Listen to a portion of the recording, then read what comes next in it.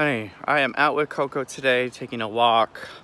Just so you know, the reason I dress like this is because one, it's kind of cold this morning in San Diego, but I also, there's a lot of sun in San Diego constantly, continuously. I feel like I need to talk to you without my glasses on so we can connect. You ever feel like that when somebody's wearing glasses? Sometimes, like, I don't know, I just like to see people's eyes, I guess. That's just my thing. Anyway, I'm on a walk, and I look like this often because it's always sunny, and it's like I just try to protect my skin and my face, sunscreen, and then this hoodie. Hoodies really help, glasses, and a hat. So that's kind of why I always wear this kind of look. And also just my eyes are super sensitive because they're light, so like my eyes start to burn and water like almost instantly if I'm outside without sunglasses on. So anyway, so I haven't been filming the morning videos early in the morning because I've been dealing with insomnia, and it's something I've dealt with a long time, and I didn't know that was what was going on for a while years ago until I got diagnosed and went to a doctor, and so so what I did was I got off all this medication that I was on to help me sleep. And I get it, like you always want to figure out maybe what's causing that, whether it's stress or fear or anxiety or depression or whatever. But for me, I think I just messed up my brain a little bit with, my past, and, staying up at weeks at a time and being all crazy, can take a havoc on your body. And I think one thing was my sleep cycle and my, ability to just rest was probably compromised a little bit. So I went to the doctor, and I say this, and I'm trying to just be transparent with you guys because, sometimes I think people are afraid to go to the doctor or afraid to ask for help, or think that, they might, if we go on a medication, that something might be wrong with us. I know I felt that way. I should just speak about myself. I'm not trying to generalize or speak for you, but I think it's important to realize that fear of asking for help, and sometimes that help is necessary and needed. And, after I went off the medication, I did natural things, and I've done everything you can imagine. So, people always say, oh, have you tried this? Have you tried that? I love people because they're just always wanting to help. But yes, I've cleaned my chakras. I've drinking the yogi's teas and, the essential oils and the energy healings and the sage burning, and you name it, I've done it to try to help myself in every area of my life, especially sleep, because honey, if I don't sleep or if I don't eat, I am not a very nice person to be around. I can go from Buddha to bitch in like a second. I get hangry very easily, and lack of sleep, which was happening this year in 2018, was really starting to make me you know what I mean, where everything's on edge, like my poor partner, he's amazing. He'll say something, I'm like, what? It's not him, it's me. When you don't sleep, you go kind of crazy, and I'm already crazy, so I go crazy. Plus I'm a Gemini, so I'm triple crazy. But anyway, so I haven't been filming those videos in the morning because I've been really sitting a lot more meditation, and with my back pain, I've been going back to physical therapy and chiropractor and doing all I can to fix that too.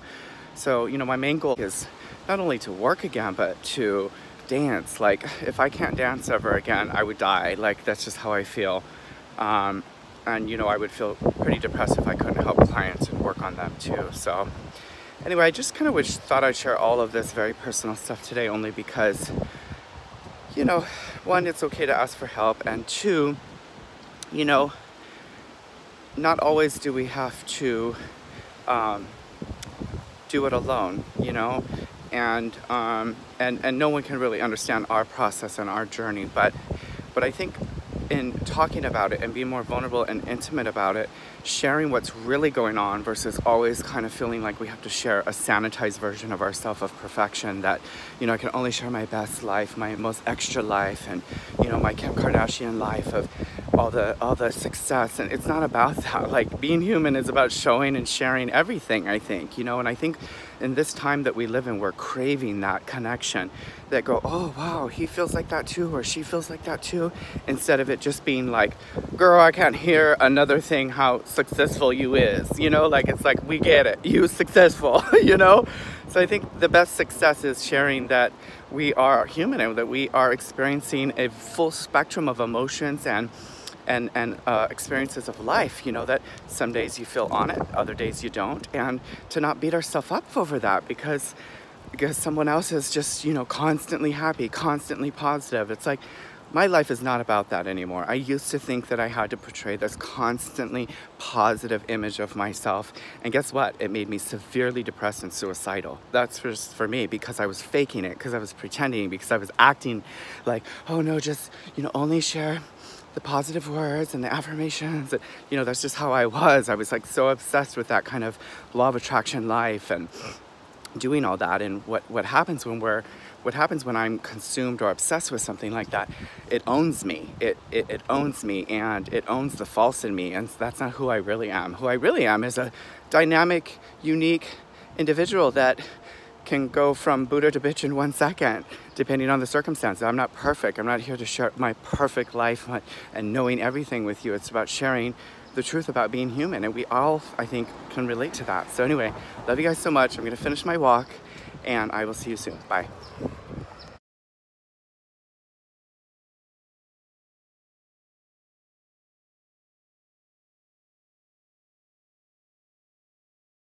Who's so smart? Coco. You're so smart. One, you're gonna get it and bring it back. You gotta bring it back, okay? 1, 2, 3, go. Good job. Oh no. Oh no. Oh no, Coco. Coco. Oh no. Coco. Coco. Coco. Get it. Get the hair. Oh, Coco. Oh, get it off. Coco. Take it off. Oh, Coco.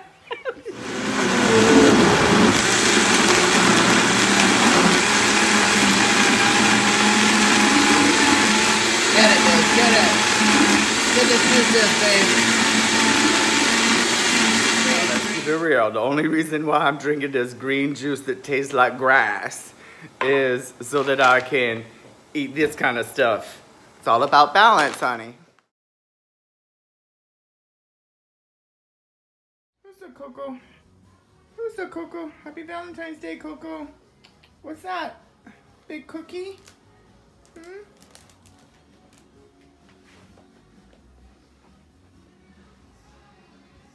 Oh my god, I just got a present from my sister, all the best Hawaiian stuff.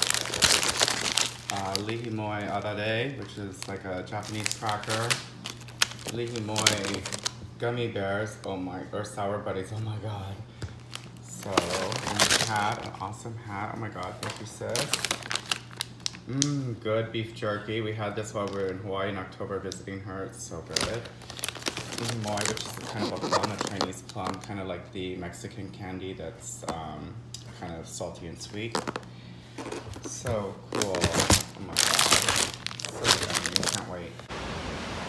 So I'm sitting here having my favorite food, which is kimchi and Korean food. People always ask me what I think about the Korean skincare, and you know, to be honest, I don't have much experience. I use like the snail kind of serum and stuff, but here's the thing that people forget, I think, is if you look at Korean skin, I mean, it is flawless, and they are definitely advanced in their skincare technology and research and stuff, but we must never forget that one of the main reasons they have skin like that, regardless of the skincare that they use and their kind of almost obsessiveness around it, is their genetics, their genetic skin type. Their dermal layer is much thicker, and the food that they eat, their diet. Their diet is filled with a lot of fermented foods, which helps and acts like a probiotic kind of in their system, so it digests food a little bit. They eat more vegetables and healthy vegetables. They eat way more vegetables than they do meat and rice and gluten. So those are the things to always remember, that when you're trying to get your skin to look like a certain ethnic group, that you have to remember their predominant diet and they're also kind of genetic skin and diet and stuff. Those things are super important because you could use Korean skincare all day long, honey, but you're not gonna have Korean skin because their skin is flawless and it's thicker. And yeah, so I just thought I would share that. But I'm going to enjoy my lunch here. I'm having kimchi and all their little dishes with like the mung bean and the tofu and the daikon, and then I love one of my favorites is the kalbi ribs that are just seasoned and grilled so perfectly. I love them. I could just eat them. I want to eat the bones and everything, and they do eat the bones, just so you know, and the bones have a lot. The bone marrow has a lot of good nutrients in there, which has really good nutrients and vitamins in there to strengthen our own skin and cartilage and stuff. So anyway, I love you guys. See you soon. Bye. My absolute favorite Korean food. Oh, so yummy. So yummy. So I'm looking at cars today. I finally have decided that I need a car sooner than later. My car is about to die. So I am going to, I think, get a new car. I am at CarMax. I don't know if you have a CarMax in your area or know about them, but they are hands down incredible. I'm amazed and impressed by them. A lot of people don't know this, but I actually used to sell cars, and people always say, I can't believe that. I can't believe you would sell cars. You're so nice. Not all salespeople are shady, and I used to actually be very good. And almost every job I've had, I'm usually the top salesperson because I just love people and I never try to sell people anything. I just talk and connect, and people make their own decision. And when you're trying to like force people to buy stuff and manipulate them and do all that stuff, that's why people have ideas and beliefs about salespeople, which is so old school and unnecessary. You got to treat people with kindness and respect and not undermine their intelligence and try to like make a quick buck.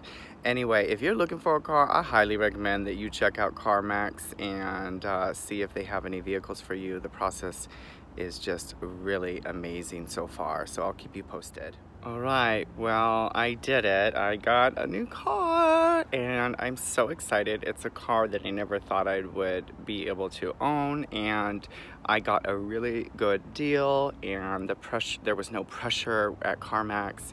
I don't know if you guys know about CarMax, but my God, they are doing it right. I am so impressed with them. My salesperson, Robert, was not pushy. He said, here's the numbers.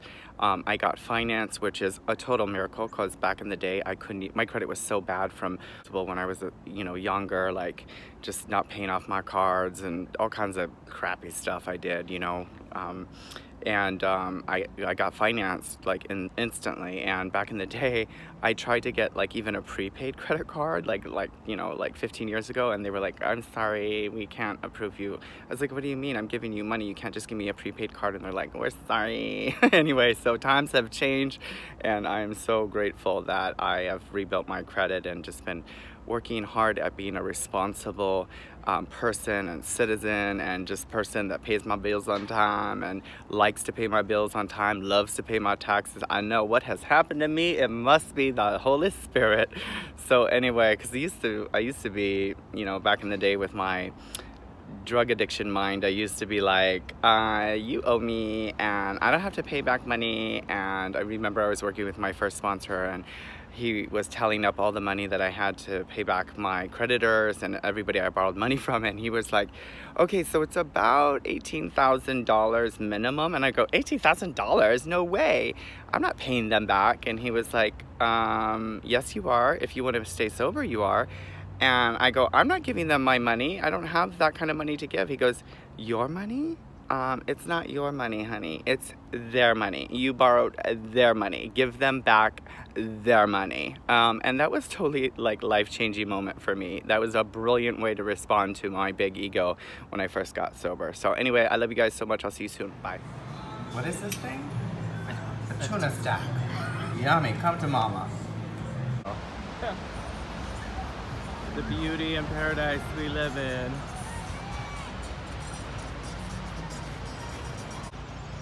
Can't really see it. Hi, Nate. Hi, Nate. Hi.